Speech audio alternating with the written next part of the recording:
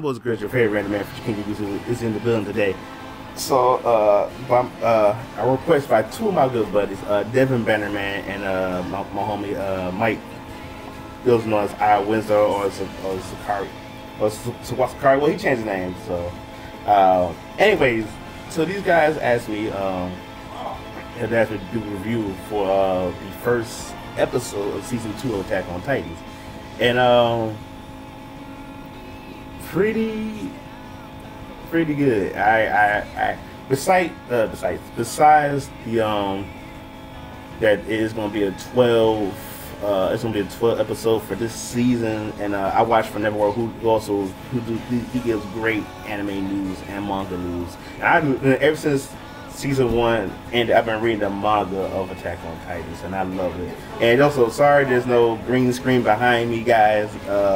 Been doing a lot of cleaning, straightening up, rearranging things around here. So you will see those lovely image in the back soon. Plus, I still let you know I still got to do my reaction to the Belco Experience and of course Ghost of Ship, which I saw over the weekend. But and we're talking about Attack on Titans, and I took really some of the notes that really stuck out for me because it did point out.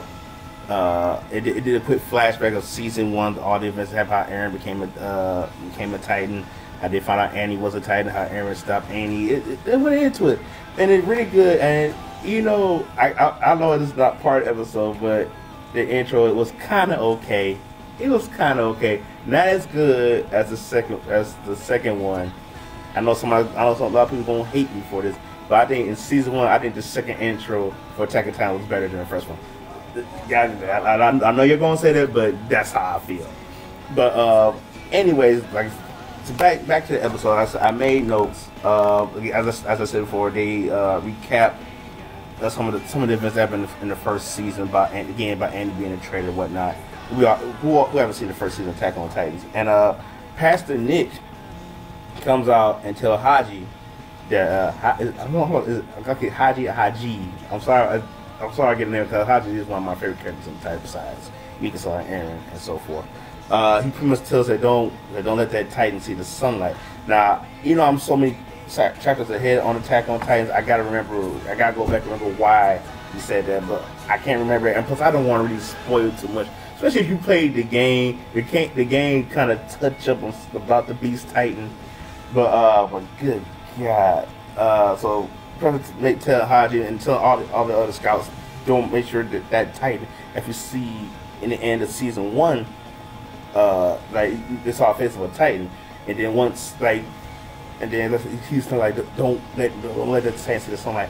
So I can't remember because I don't want to spoil what happened if you see the sunlight. So I probably remember, probably don't remember, so I gotta go read it. So anyways, though, guys, so then, like I said, because then Haji took Pastor Nick up towards the wall where they finally covered the Titan at, and she threatened to kill him and throw him off the roof if he didn't give her no type of information about this Titan.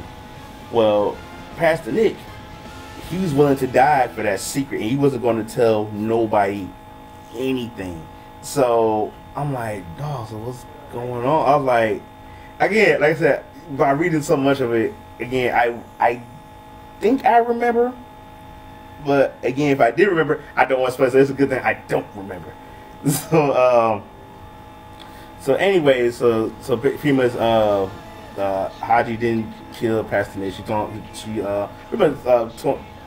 towards the side, and she said, I almost forgot how that feels. So then Erwin, they pretty much they in something, they walking, and pretty much the guy on horseback, and I believe they showed that scene. The guy on horseback said, I gotta tell Aaron there's a Titan, the Titan is inside Wall Rose. But I think I kind of speak a little bit, but he went to 12 hours earlier, because we see Connie, Sasha, Bertal, Rainer, Krista, some of the other familiar faces we see on there, and even some people call him Mike, I call him Miche for some odd reason. But I think it's Mikey or Mike, whatever, however you say his name. And they notice Titans are coming from the south, and they notice that and it's like, and Connie's village is from the south where the Titans are. I think they are more active and more dangerous. And you seen before that, they was pretty much touching up on like how bored they were, like why they can't be in that Gotham. Because what I thought in the first season when they showed Berthold, Rainer, and some of the other characters who joined us leaving towards the end, I think they were just placed, and they just kind of placed there for that when that happened. So I'm like, okay. So then like the part I mentioned before with Miche or Michael, I'm gonna call him Miche. Sorry, sorry if I'm butchering this guy's name. I apologize. And he talked to one of his cadets, let him know like, hey, humanity's probably just like humanity's done, is over. And he was like, no, it's the only way humanity is over unless we stop fighting. So then they can just get up everybody else, and they ride on the horseback. They're riding away, and let me check my notes right quick. As they ride away, they made the plan like, hey, you know, so once the Titan hits the woods, or hit part of the woods, they're gonna scatter. They're gonna scatter about and pretty much go around the Titans, and so they can like spread the word that the Titans are in Wall Rose.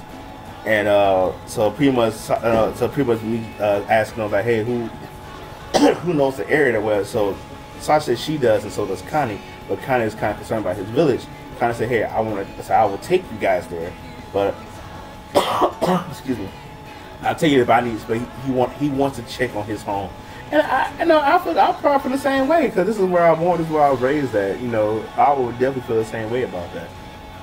But so anyway, so they pretty much separated, but then the Titans just stopped, and they start running, and just like one Titan just did like a 360 in the air. I'm like, what is this nonsense? My whole facial expression was like. Then they start rushing towards them. So Miche says, hey, Miche pretty much, she's going to be the distraction. And then one of the other scout members said, hey, you guys take lead. I'm going to go ahead and go. I'm going to be the bait. So it's like, hey, we can go help. So we can go. So no, we don't want to lose no other people. So then we had a quick flashback between Aaron and his mom and Mikasa. Pretty much in that scene, and it's like she was telling Aaron that, hey, you're a man. You got wholesome restraints. No, because she said one day Mikasa's going. People say Mikasa's going to need you, and that's when he woke up. They had a small talk saying that that's when Jesus, I'm gonna forget his. I did it. Armin, excuse me. I'm not sure then. I figure I ain't right now because I remember I had so much of, but Armin tells her, hey, Wall Rose has been breached, and so Aaron, Mikasa, and some of the other scouts are going to go save the let's come and save everybody else that's pretty much like about, I didn't say it's soft for Wall Rose, pretty much help others. And by this time, you know, Orwin's getting ready to say, hey, he's kind of he was good. Hey, I'm mad. Levi. Jeez, I'm forgetting names now. But he's telling Levi that, hey, so you ready? He said, yeah, I got no choice but to. But they say, oh, Miche got it. You know, because Miche pretty much, they say Miche is like pretty much, in combat-wise, Miche is second command, is second to Levi. So pretty much going back to Miche, they show where he pretty much, you know, was killed some other Titans, but there's only 4 Titans left. So then Miche's like, he whistled for his horse. He said, it's time for him to go. And that's when we see the first glimpse of the Beast Titan. Those who actually read the manga and played the Attack on Titans game, we saw this version of the Beast Titan. I'm like, also, I was excited to see this because I was like, cool, because the Beast Titan was an interesting character to me. Because again, reading the manga, I know I seen the uniform of the Beast Titan. Again, not gonna spoil it. Yes, I'm not gonna spoil too much about it, but I don't know much about it. So, anyways, the Beast Titan, like, he knows the Beast Titan is slow, just walking. I'm like, so what's he gonna do? Then, when Miche's horse come away, the Beast Titan grabbed the horse, and he's like, what? The Miche was just shot. I was like, oh no, what is going on? So he grabs the horse, tosses the horse to the house where pretty much all the scouts were staying at, or stationed at, excuse me, and he fell down and fell hands to the smaller Titan that you see in the picture right here. Pretty much bit his legs and bit it some more. Then the Beast Titan told him to wait, and he bit him one more time. And he crushed his. He didn't like he grabbed his head, but not all the way crushing it. I was like, okay, this is pretty. This is really pretty interesting here.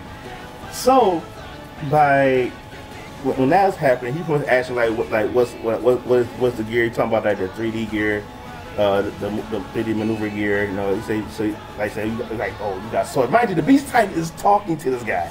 If I can't remember, I don't think in the game they showed the Beast Titan talking, but Miche was just shocked and stunned with fear, and he just couldn't believe it. And so then the Beast Titan was like, okay, so you speak the same language, so why you ain't speaking to me? I'll be scared too. Got this big 15 tall meters, whatever, and he just literally talking to me. I'm like, these things talk.